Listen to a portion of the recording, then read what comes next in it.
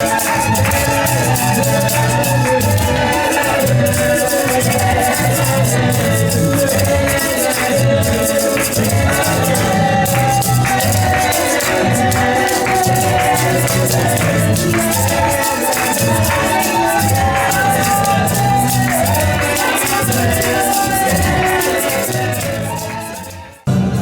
tu es l'agneau souverain. C'est toi qui as été jugé digne d'ouvrir le livre de la vie et d'en rompre les 7 sceaux. C'est toi qui es assis à la droite du Père. C'est toi notre avocat auprès du Père. C'est toi qui portes le nom le plus élevé dans les cieux, sur la terre et sur la terre. De sorte qu'en ton nom, tout genou fléchit. Rien ne peut résister devant toi. Parce que toi, tu es le véritable chemin. Tu es la véritable vérité. Tu es la véritable vie. Nous bénissons ton nom pour ce que tu as fait et pour ce que tu continues à faire. Oui, je suis le Christ, le Messie, le Fils de Dieu vivant. C'est toi qui étais capable de combler le cœur de Dieu. C'est toi l'unique qui pouvait payer le prix pour nous redonner la vie. Aujourd'hui, tu as changé notre identité. Nous sommes appelés enfants de Dieu. Nous pouvons élever, nous voir vers le trône pour appeler le Créateur Père et sanctifier son nom parce qu'il est Dieu. Merci notre roi. Merci parce que nous savons que toi tu ne te laisses jamais. Toi tu n'abandonnes jamais. Nous savons que toi tu es là parce que tu es toujours derrière ta parole pour l'accomplir. Alors nous voulons, Seigneur, te dire que nous voulons t'écouter. Seigneur, parle-nous, Seigneur. Comme ce centenier Romain qui avait dit qu'il n'était pas digne de te recevoir. Un mot de ta part suffit. Seigneur, dis un mot à ton peuple, Seigneur. Si nous voulons recevoir, que tu parles. Parle à nos cœurs, Seigneur. Nous voulons que seule ta voix soit audible, Seigneur. Nous voulons que tout esprit qui confesse par le Jésus quitte ce lieu. Nous voulons que tout soit soumis à l'autorité suprême du Christ, le roi des rois. C'est toi et pour toi, Seigneur. Nous sommes dans la joie et nous voulons manifester cette joie en poussant les cris de joie. À ta poitrine dans nos mains. Parce que tu as donné les mains, Seigneur, pour t'acclamer. Parce que tu es Dieu. Parce que tu n'as jamais changé. Merci, Seigneur. Amen. Gloire à Jésus. Que Dieu vous bénisse. Nos bien-aimés de l'équipe de louange. Et on dit qu'au ciel, il y a un livre de souvenirs. Et tout ce que nous faisons sur cette terre, Dieu n'oublie pas. Amen. La seule chose que Dieu oublie, si on pouvait plus sévère, ce sont les péchés d'un pécheur repentant. Quand quelqu'un qui a péché souffre avec sincérité et vérité, ça Dieu oublie. Mais le reste, il demeure toujours fidèle. Amen. En tout cas, bonjour à nous tous et bienvenue à cette célébration d'aujourd'hui. Une semaine après la grande fête, oui, nous avons célébré Pâques le dimanche passé. Mais Pâques est permanent. Pâques est permanent non seulement tous les dimanches, chaque instant dans la vie. Amen. Parce que si on nous appelle enfants de Dieu, c'est à cause de la Pâques. Si nous pouvons célébrer Christ ce dimanche, si nous pouvons le louer et l'adorer, c'est parce que Pâques est présent. Amen.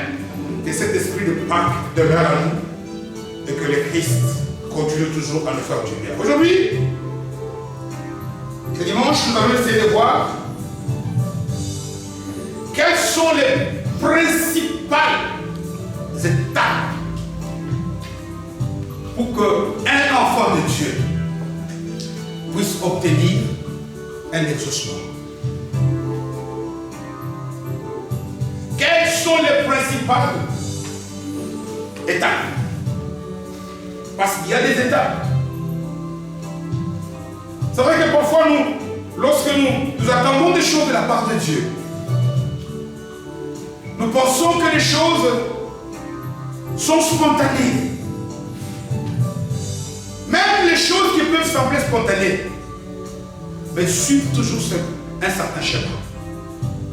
Il y a des étapes établi. Il y a une procédure. Il y a un procédé. Quand on parle des étapes, ça voudrait dire qu'il y a un chemin à suivre. Amen. Et lorsqu'on parle d'un exaucement, quand on attend un exaucement, ce n'est pas nécessairement que Dieu nous réponde. C'est faux, ça c'est incomplet. Un exaucement, c'est lorsque Dieu nous répond dans l'essence de nos attentes. J'attends quelque chose de la part de Dieu. J'attends la manifestation, l'accomplissement de ses promesses. Je lui ai adressé des requêtes bien précises. Et Dieu répond selon mes attentes. Et c'est ça même qui fait la beauté de la prière. Vous savez, lorsque nous avons cette impression-là, que ce que j'ai demandé à mon Père, il me l'a accordé comme je l'ai demandé, même au-delà. On a même encore envie de le louer et le servir encore avec beaucoup de foi et beaucoup de zèle. Mais n'avons-nous pas tous ici remarqué que ça n'est pas souvent le cas? Chacun d'entre nous ici, nous avons encore beaucoup d'attentes. Nous attendons encore beaucoup de choses. Et là, je parle pas tout simplement des choses spirituelles. La vie spirituelle n'est pas à séparer avec la vie physique. Dieu nous bénit spirituellement, mais il nous bénit aussi physiquement. Mais qu'est-ce qui fait qu'il y a autant d'attentes qui sont encore en attente? C'est parce qu'il y a un chemin. Amen. C'est parce qu'il y a un chemin. C'est vrai que tantôt, l'Esprit de Dieu nous a communiqué que peut-être qu'il y a parmi nous des gens qui tendent vers la déception, le découragement, le relâchement. Il y a parfois des gens même qui peuvent penser que non, Dieu ne répond pas aux prières. Si, Dieu répond à toutes les prières. Et Dieu répond positivement à toutes les prières, mais selon son schéma. Et nous devons connaître ce schéma. Parce que c'est la bonne connaissance et le respect de ce schéma-là qui va faire que moi et toi, nous puissions témoigner de tous les bienfaits que Dieu peut nous faire. Amen. Il est écrit, par exemple, dans le 7e chapitre, je pense, oui, du livre de Matthieu, un verset très connu, Matthieu 7,7. Demandez et Dieu va vous donner. Cherchez et vous allez trouver. Frappez et on va vous ouvrir. Combien de fois nous avons l'impression que tous ces genres de versets ne nous parlent pas? C'est comme si ces genres de versets étaient vrais pour les autres. Si, Dieu répond. Je peux aimer le frère Aaron ici d'un amour extraordinaire. Imaginez-vous que le frère Aaron vienne après le culte et il me dit, papa, s'il te plaît, peux-tu passer peut-être quel contact? J'ai envie aujourd'hui de rouler jusqu'à Welkenhardt. Est-ce que je vais te donner les clés? Non. Est-ce que c'est pour autant que je t'ai privé? Non. Est-ce que c'est pour autant que je ne t'aime pas? Non. C'est parce qu'il y a un chemin. Tu dois atteindre un certain âge. Tu dois faire l'auto-école. Tu dois réussir vos examens d'auto-école. Tu dois avoir ton permis. Alors là, tu auras les clés. Amen. Aujourd'hui, par exemple, la seule fille qui est ici qui a son permis. Quand elle vient me demander la voiture, la seule chose que je veux savoir, c'est que est-ce que tu as besoin de ta voiture? Mais pas me demander si je suis, parce que je sais qu'elle est chauffeur.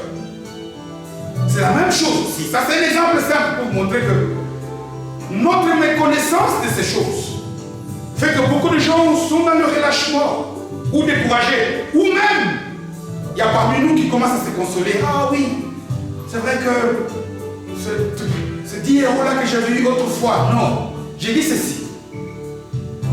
Quand Dieu dit, tu deviendras riche. Quand on a 100 €, ce n'est pas la richesse. Exaucer, c'est répondre exactement à ta requête positivement. tu attends, c'est qu'il y a un processus. Ou peut-être que tu es encore dans le processus. C'est ça le but de ce message aujourd'hui. Pour que ceux qui sont dans le processus puissent se situer et aller avec le processus jusqu'au bout pour toucher à la grâce de Dieu. Amen. Je vais vous demander d'abord de tourner nos Bibles. Nous allons lire dans le 3e livre des Rois. 2 Rois, c'est probablement le 6e livre de la Bible, si je ne me trompe pas. Les 5 de Moïse. Et puis je pense Josué. Et puis Juge. Et puis, et puis Josué, Juge, 1 roi et puis 2 rois. Toi qui connais. 2e livre de Rois. Nous lisons au 2e chapitre. Un passage où l'Esprit du Seigneur va nous dévoiler. Ici, nous sommes dans l'ombre. Ici, le Seigneur nous donne des images.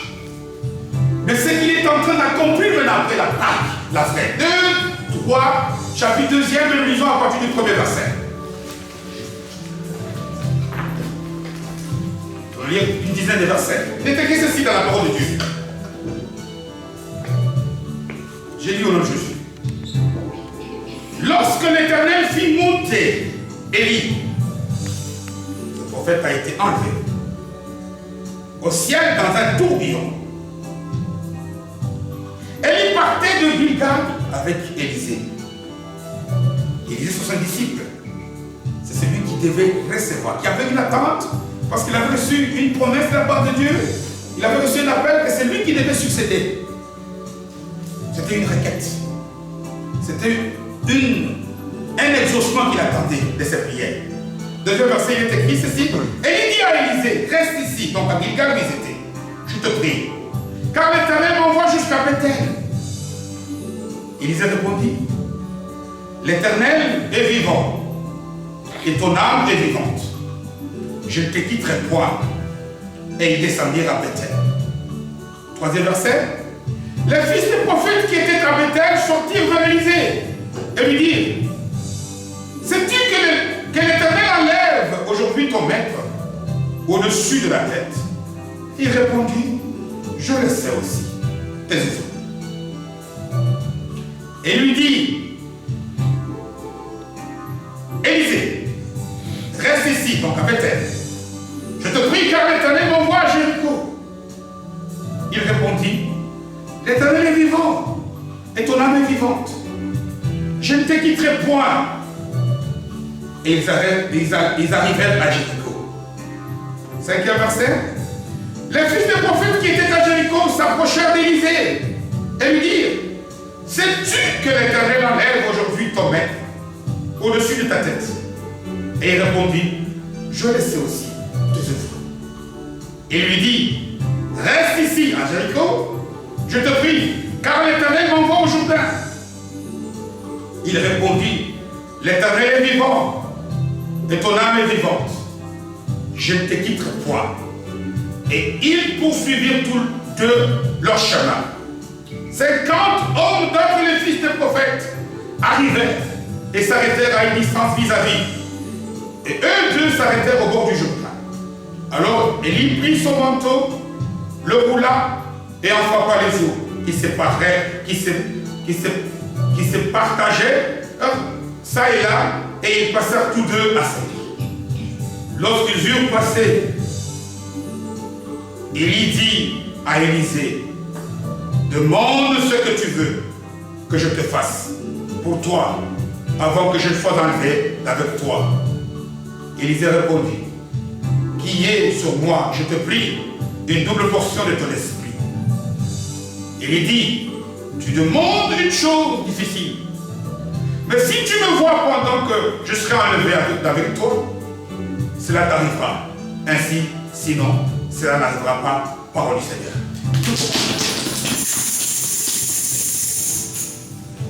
Il est vrai que par rapport à ce que j'ai annoncé tantôt, lorsqu'on lit ce genre de passage comme si on lisait un roman, on peut passer à côté de beaucoup de grandes révélations que le Seigneur a à nous donner à chacun individuellement ici. Notamment par rapport à comment obtenir un exaucement divin. Ici, non seulement cet homme a été exaucé, Dieu a tenu à toutes les promesses qu'il lui avait faites, mais il a eu aussi un ministère puissant. Et lorsque nous essayons de suivre cette démarche de cet homme, Élisée, qui même du point de vue de la puissance de l'onction qu'il avait reçue, il a fait des grandes choses. Il a fait des grandes choses, plus même que son maître. Donc c'est très important. Amen. Vous savez, Jésus dit ceci: ceux qui croiront en moi, ils feront de plus grandes choses, plus que ce que lui a fait. C'est une vérité. C'est ça qu'on vérifie ici.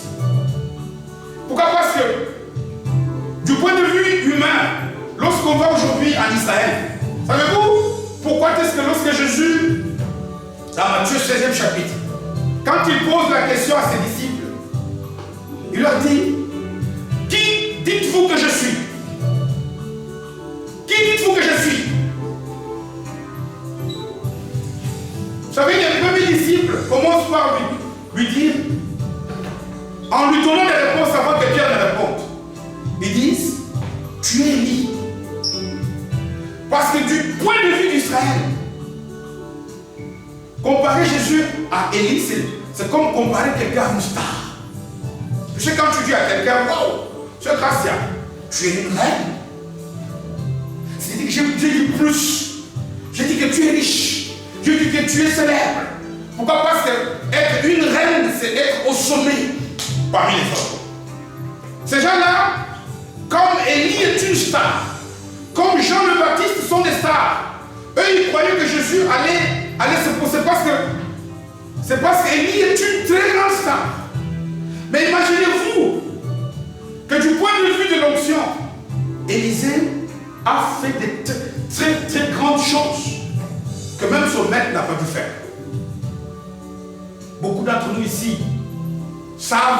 peuvent citer ce qu'il a opéré comme miracle. Élisée, cet homme qui pouvait, lorsque il y a des tribus étrangères qui viennent pour attaquer le peuple, alors que son serviteur, lui, est dans la peur, lui dit: ceux qui sont avec nous. Donc c'est quelqu'un qui pouvait appréhender les choses même dans les naturels, même dans les visibles. C'est celui qui était capable de multiplier l'huile de cette dame-là, la veuve.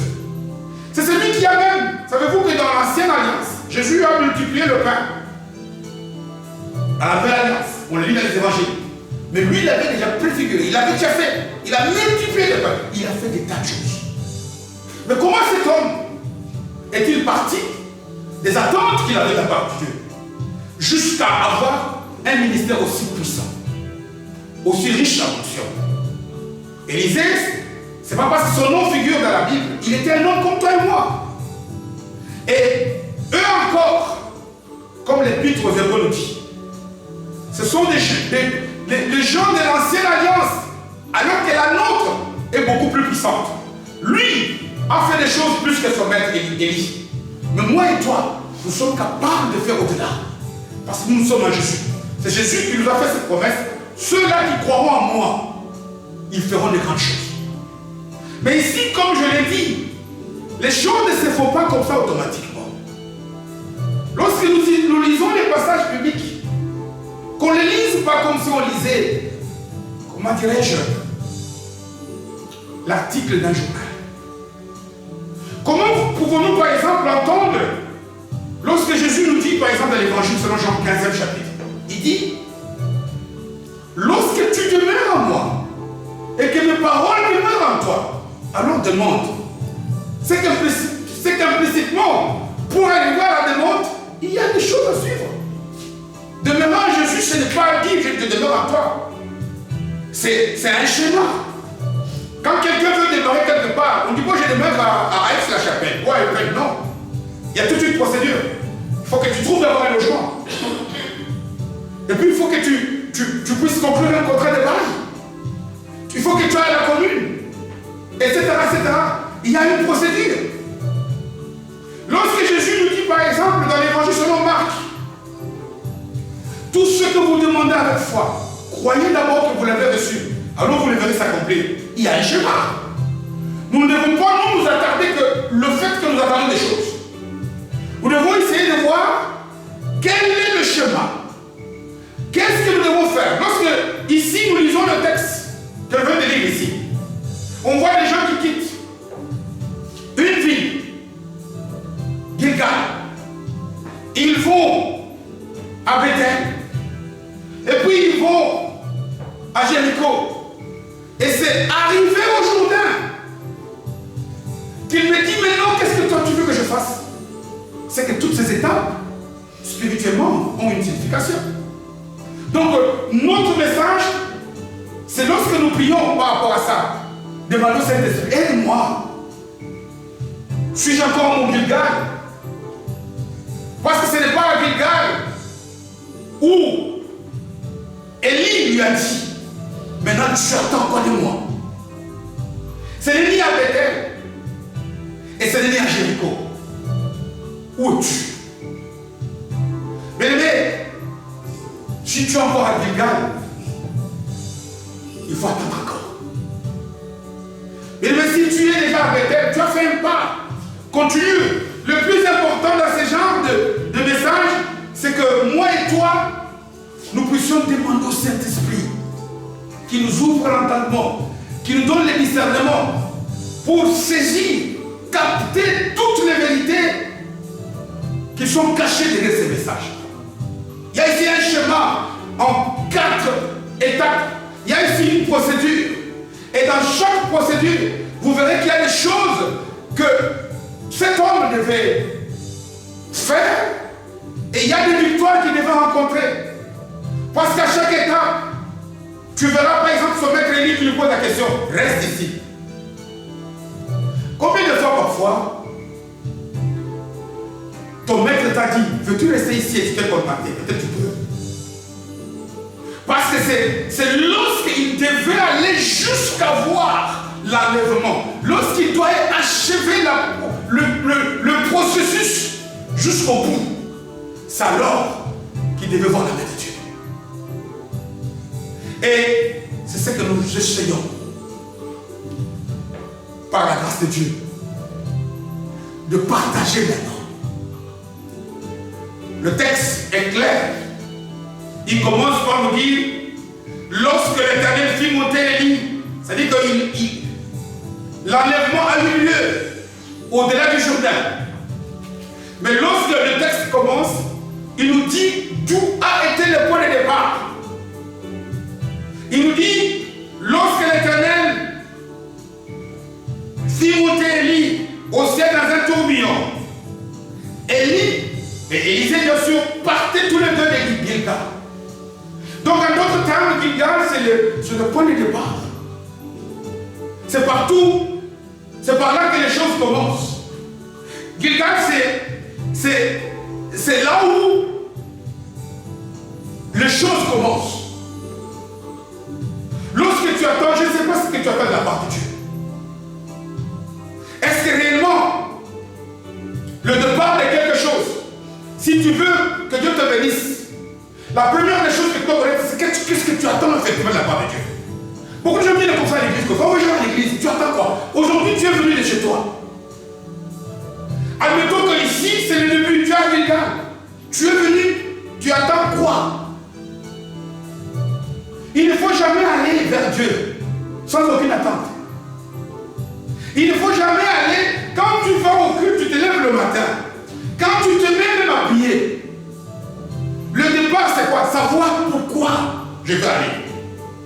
Savoir, beaucoup de gens, même dans nos prières individuelles, on dit des choses, mais on ne connaît pas. La preuve, la plus simple. Tu as déjà vu quelqu'un, il va avoir une voiture. Ce qu'il désire, c'est quoi? C'est la voiture. Et il se met à jeûner. Il se met à prier. Il fait des très belles prières. Il fait un super jeûne. il est même parti s'isoler pour être seul à seul avec Dieu. Mais écoutez un peu ce qu'il prie. Mon Dieu, peux-tu me donner, j'ai vu une Audi de 200 000 euros, peux-tu me donner 100 000 euros pour... Ce que tu cherches, ce n'est pas l'argent, tu cherches la voiture. Donc le départ, c'est quoi? Nous devons savoir ce qu'on cherche. Beaucoup de gens cherchent le moyen pour avoir des choses. Mais à Dieu, on demande des choses. Voilà pourquoi Jésus nous dit que nous ne sommes pas pressés dans nos prières.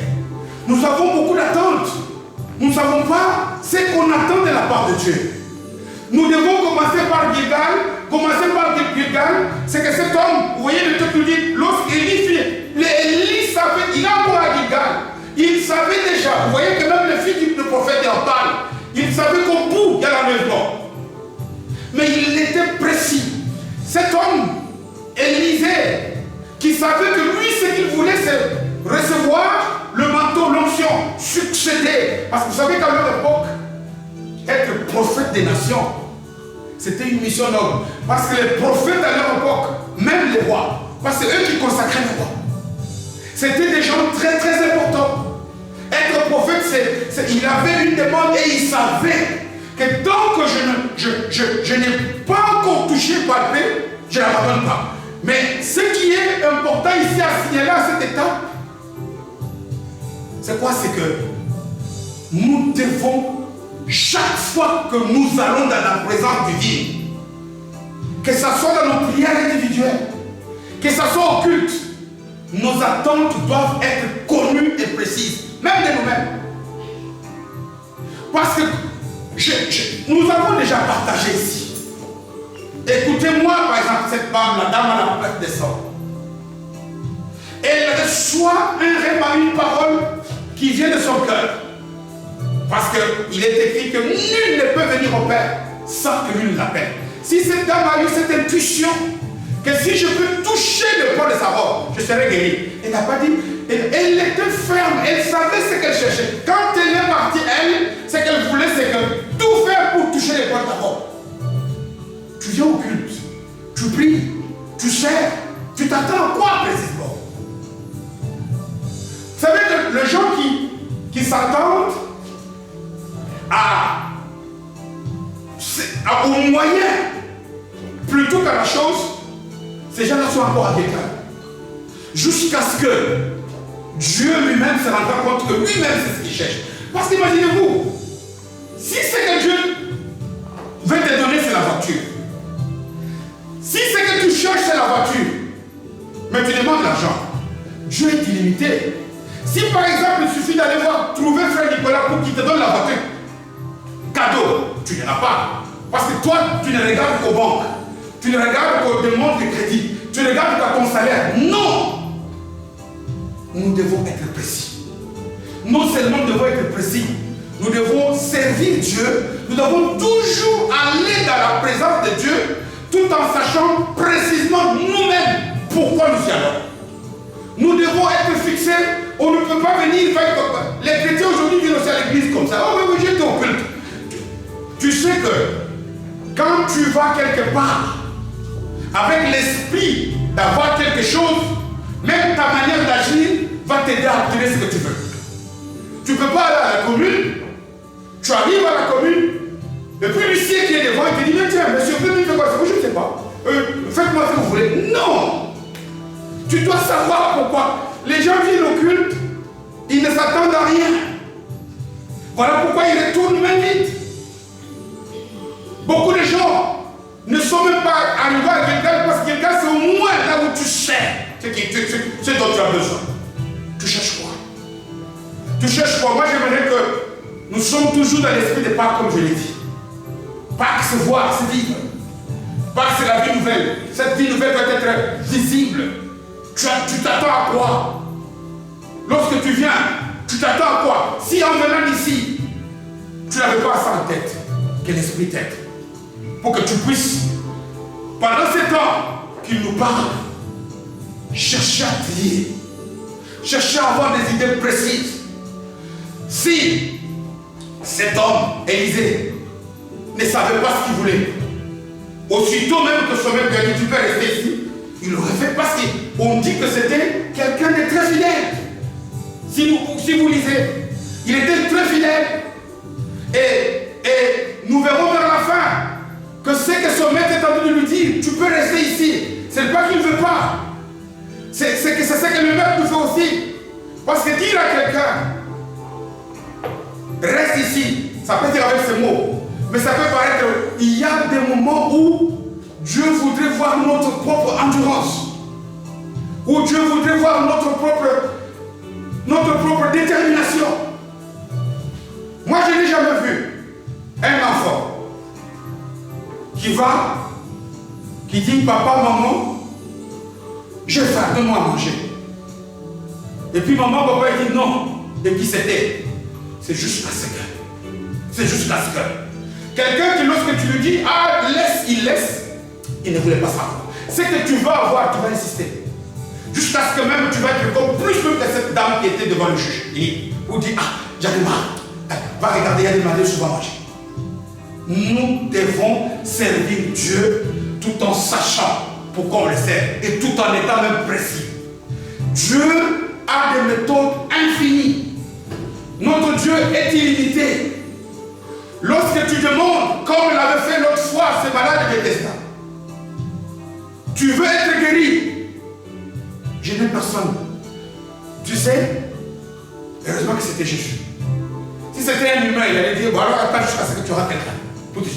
Parce que pour cet homme, pour avoir la guérison, il faut aller dans l'eau. Mais pour Jésus, sa parole suffit. Amen. Et ici, nous sommes toujours un peu dans la pratique de ce qu'on a appelé recevoir la parole vraiment, la personne. Parce que quand tu regardes toujours dans une direction, il peut te dire d'aller à gauche, tu échoues. Avec Dieu, nous venons en nous attendant qu'il ait un Dieu infini. Parce que Jésus est infini. Et il a des méthodes infinies. Il est capable de faire des choses comme il n'a jamais fait pour personne. Ce que toi tu dois faire, c'est savoir ce que tu veux. Le savoir avec précision. Et lorsque tu lui parles, tu dois lui faire la preuve que toi-même tu connais. Imaginez-vous, quelqu'un qui a envie d'acheter une voiture pour aller avec au travail. Qui prie, mon Dieu, donne-moi l'argent.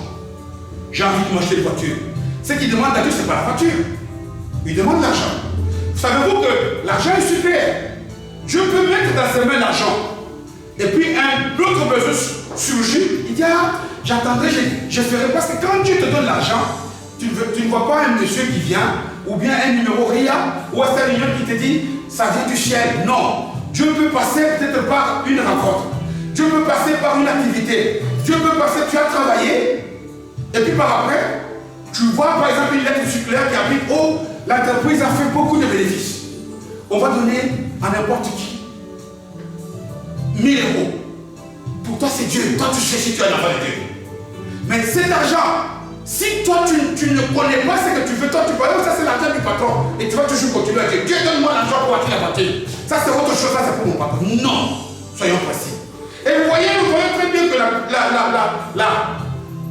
comment dirais-je, l'étape de Gilgal, ici, Dieu nous demande à être précis, à le servir tout en sachant ce qu'on veut. Lorsqu'on prie, soyons précis. Parle à ton Dieu avec un cœur sincère.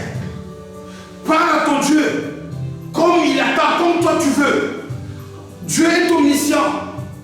Le jour où, à partir du moment où il se rend compte que toi-même tu ignores ce que tu veux, tu vas traîner à Gilgal. Parce que vous allez vous rendre compte que lorsque Dieu a vu que Élisée savait ce qu'il voulait. C'est alors qu'il est écrit, Élie dit dans ce deuxième, reste ici je te prie, car l'Éternel m'envoie jusqu'à Bethel. C'est lui qui donne l'ordre de quitter une étape, aller une autre, c'est toujours Dieu. Nous allons voir parmi toutes les cas, c'est toujours Dieu qui dit ça. Combien de fois parfois nous avons changé de requête en requête sans attendre que tu es passé de là où tu es, juste là comment. Et lorsqu'il lui dit, quitte Bethel, non, pardon, Jésus Gilgal, il l'envoie à Bethel. Et tout le monde ici sait la signification signification générale du mot Bethel. Bethel, c'est maison de Dieu. Bethel, c'est la maison de Dieu, c'est un centre de culte, de célébration, d'adoration. Lorsque nous sommes dans un milieu comme ici, on peut dire que nous sommes dans notre Bethel. Il n'y a pas qu'ici. Partout où tu peux rendre culte, tout part, c'est une longue histoire avec Jacob. Mais partout où nous rendons culte, où nous adorons le Seigneur, c'est que c'est notre Bethel. Et lorsqu'il quitte Gilgal, lorsque Dieu voit que tu cherches ce que tu cherches, là où il veut te mener, c'est dans sa maison, dans sa présence. Pourquoi? Tu pries ton Dieu. Tu lui dis, mon Dieu, donne-moi un travail. J'ai une famille à nourrir. Regarde la charge que j'ai. Des choses bonnes et divines. Des choses exactes. Mais Dieu sait aussi que dans ton caractère, il y a des choses. Parce que quand tu demandes à Dieu un travail, c'est pour que tu sois à l'aise dans ce travail-là. C'est pour que tu puisses avoir un salaire, avoir de bons collègues, avoir de bonnes relations, mais toi-même, si par exemple, Dieu remarque que dans ton caractère, il y a des choses qui peuvent faire que, au lieu de juger du travail, on va te virer. Dieu va faire quoi d'abord? Il va chercher à manger cela. C'est ça pourquoi il te demande, lorsque tu connais ce que tu veux, de venir dans sa présence, d'être près de lui. Parce qu'il y a toujours en nous des choses qui doivent corriger. Lorsque tu pries, je veux avoir une famille heureuse. Je veux avoir un mari, une femme heureuse. Mais si dans ton caractère, parce qu'être heureux, les acteurs de cette famille heureuse, ce n'est pas Dieu. Dieu ne va pas envoyer les anges pour vivre avec nous à notre place. C'est nous qui serons des acteurs. C'est nous qui ferons que la vie soit harmonieuse. Mais si Dieu se rend compte que dans notre caractère, dans notre manière de vivre, il y a encore des choses qu'il doit corriger, eh bien, croyez-moi, que Dieu doit lever cela. Parce que lorsque tu es précis dans ta prière, tu dis, mon Dieu, donne-moi un travail où je serai dans la paix, où je gagnerai bien ma vie. Mais Dieu sait que lorsque tu te lèves, toi tu te lèves au plus tôt à 9h, il doit d'abord travailler ta ponctualité. Voilà pourquoi il t'appelle dans sa présence. Il y a parfois des gens ici parmi nous qui savent très bien ce qu'ils veulent, mais qui traînent encore ici. Dieu ne peut pas encore activer ou accéder à leur demande. Tout simplement parce qu'il y a encore des choses que Dieu doit tailler. Il y a encore, ils sont encore à l'église.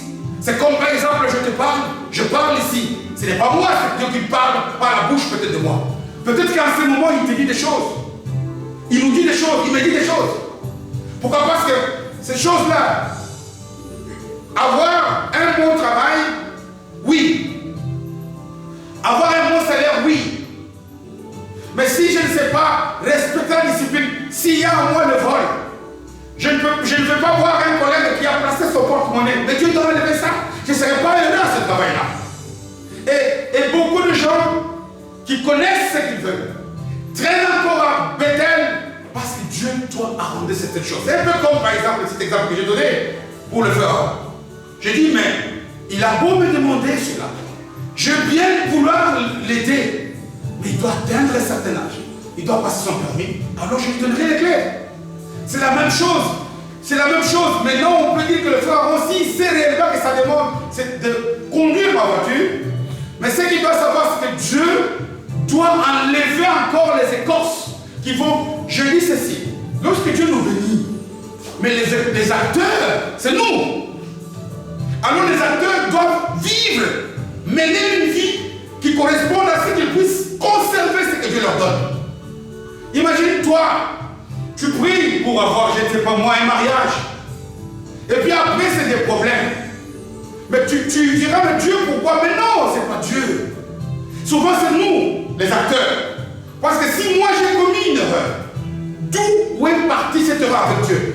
Alors, on a sauté la classe. Lorsque Dieu nous a dit, par exemple, de quitter Gilgal et d'aller à Bethel, nous avons sauté directement, on a pris un raccourci, nous sommes allés à Jéricho, par exemple. Pourquoi? Parce qu'à Jéricho, ne croyez pas que c'est facile. La troisième étape, première étape, lorsque nous attendons des choses de la part de Dieu, nous devons savoir ce que nous voulons. Et puis, si nous savons concrètement, ça c'est la seconde étape qui vient maintenant. Nous savons concrètement ce qu'on veut. Faisons confiance à Dieu.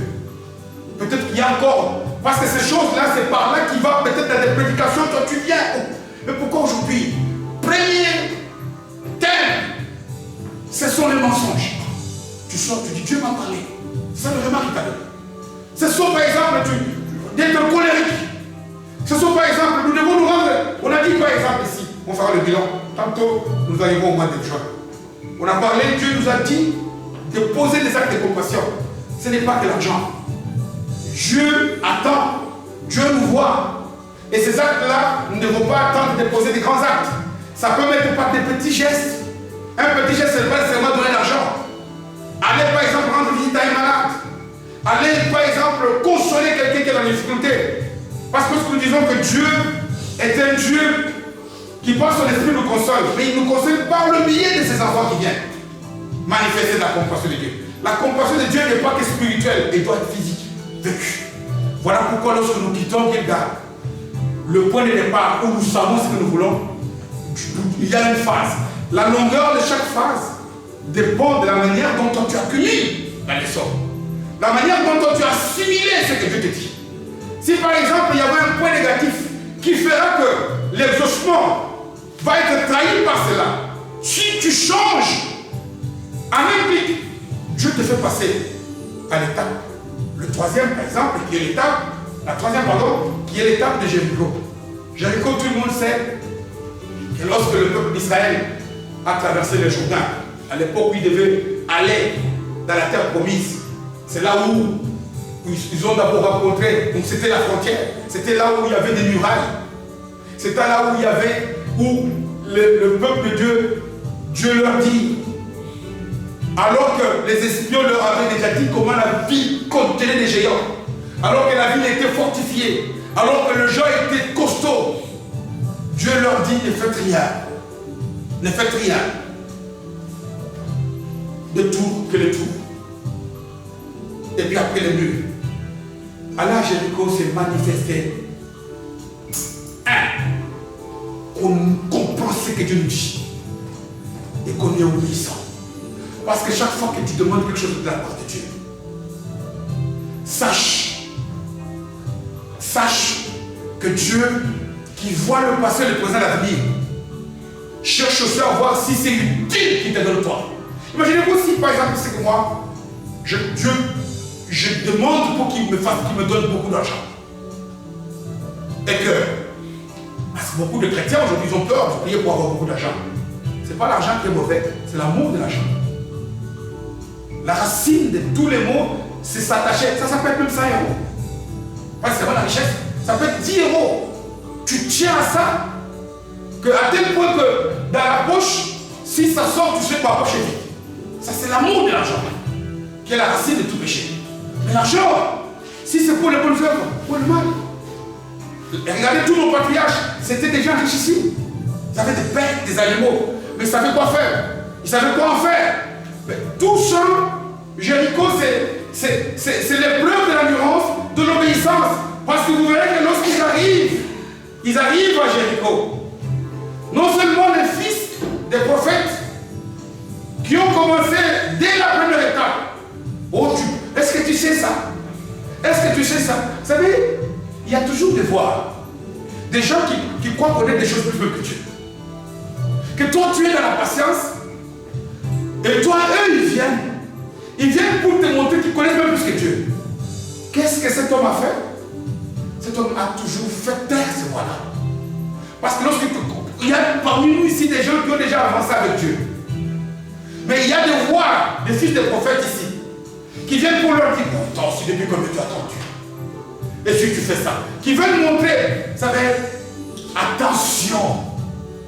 Jésus, je crois, à maintes reprises dans son ministère humain, combien de fois nous a-t-il mise en garde.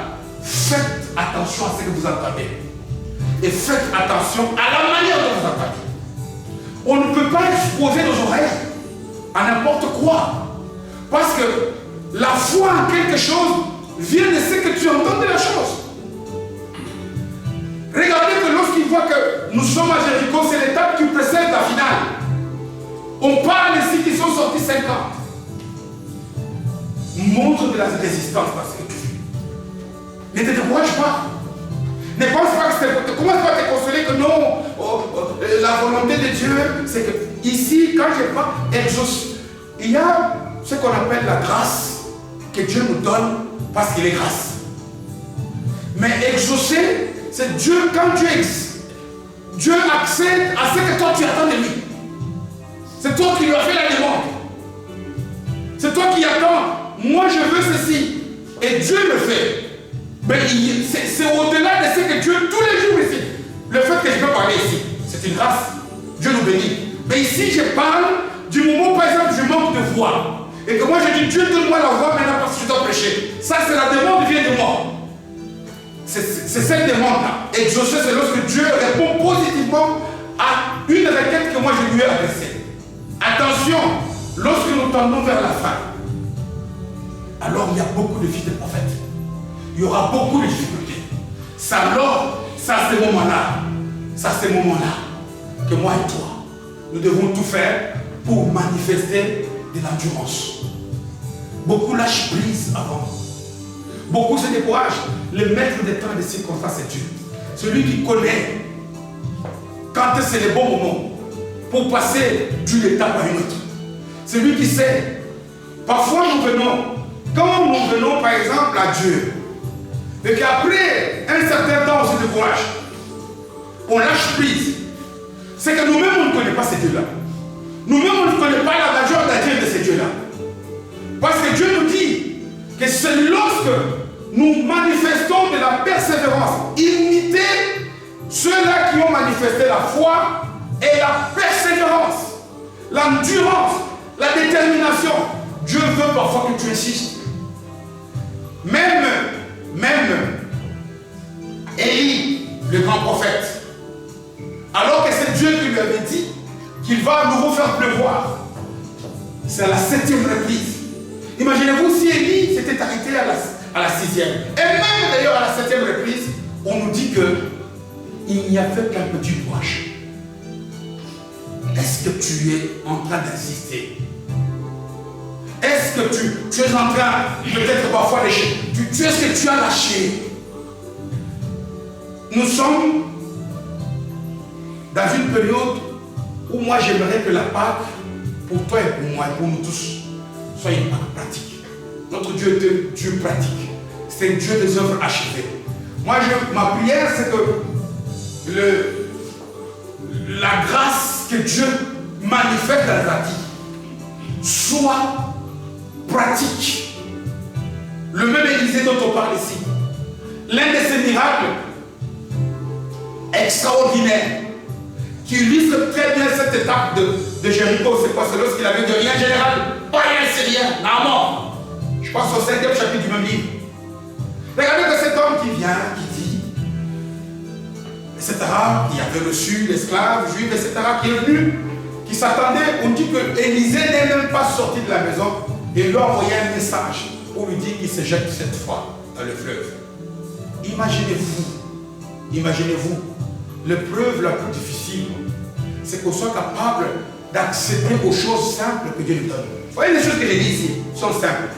Mais très peu, nous voulons que Dieu nous dise des choses extraordinaires. Quand Jésus vient dire à quelqu'un, veux-tu être guéri? Les gens sont étonnés. Parce que les gens veulent que les gens viennent ici avec des toges, avec des barbes, avec des grosses bouteilles d'huile. Tout ça, ça peut être vrai. Mais c'est si Dieu le fait. Mais Dieu peut aussi agir dans la simplicité. Amen. Il peut agir ici, comme on dit ici, tu te dis, moi, j'attends ceci de la part de Dieu. Je sais ce que je veux de la part de Dieu. Je sais que Dieu m'a taillé par rapport à la parole que j'ai méditée, que j'ai reçue. J'avais tard, j'ai monté, j'ai laissé tel ou tel. Je suis vraiment un fils maison, un fils de Bethel. Je sais que je lui montre la bénédiction. Mais vous voyez que lorsque le Jourdain arrive, il y a quelque chose qu'il ajoute. Le prophète dit, c'est lorsque tu vas insister jusqu'à ce que je vais être enlevé. Il y a beaucoup d'auteurs chrétiens qui disent que tellement, parce qu'on dit que, vous vous rendez compte un peu l'éclat, parce que c'était dans un char de feu que cet homme a été enlevé. Si nous lisons la suite du chapitre de le voir. Imaginez-vous, c'est comme s'il avait regardé à une éclipse du soleil. Mais lui devait être capable de toujours fixer ses yeux. On dit qu'Élisée avait les yeux tout rouges. Il y en a. Ça, je le dis physiquement. Pourquoi? Parce que c'était le fruit à payer. C'est juste aller jusqu'au bout. Quel que soit l'obstacle. Tant que tu n'as pas encore reçu ce que tu cherches, quelle que soit les difficultés, quels que soient les fils, quels que soient les obstacles, quelque temps, si toi tu sais ce que toi tu veux. Vous savez, il y a un passage que j'aime beaucoup. C'est dans l'Épître aux Hébreux, 7e chapitre, si je ne me trompe pas, verset 5e, qui dit, savez-vous pourquoi est-ce que Jésus a pleuré, il a crié, il a prié à grands cris, il a poussé des cris? C'est parce qu'il savait ce qu'il attendait. Si toi tu sais ce que tu attends, ne lâche pas prise. Si vraiment tu es un enfant de Dieu, si tu veux que Jésus te montre, n'abandonne pas. Il y aura toujours des petits prophètes. Il y aura toujours des étapes qui vont durer l'une un peu plus longue que l'autre. Manifeste. Parce que lorsque toi tu veux manifester cette fidélité, tu auras non seulement la double portion, la double onction que Élisée a eu. Vous savez, dans sa double onction, il a eu plus ou moins 60 ans de ministère. Mais toi tu auras plus. Parce que ton ministère va commencer sur la terre, mais il va continuer jusqu'au ciel. Amen. Que Dieu te bénisse abondamment. Que Dieu accède à toutes les demandes. Je sais qu'on attend des tas de choses. Ma prière à moi, c'est que Dieu te montre même par des signes qu'il est avec toi. Il nous a confirmé ici qu'il est avec nous. Moi je pense qu'il m'a parlé à moi. Mais toi, pense qu'il t'a parlé à toi. Parce que toi, tu penses que personne, moi je ne peux pas penser qu'il a parlé à tel frère ou à telle soeur. Lorsque Dieu nous dit des choses, nous devons nous en approprier. Nous devons en faire la possession. Nous devons accepter que ça c'est pour moi. Même si, vous savez, Dieu est capable, Dieu qui est capable de parler aux hommes par la bouche d'un animal, il y a fortiori un être vivant. Que ceux qui désolés pour entendre fassent quoi? Entendre. C'est que l'Esprit du Seigneur, que Dieu met ses paroles. Tu es un Dieu puissant.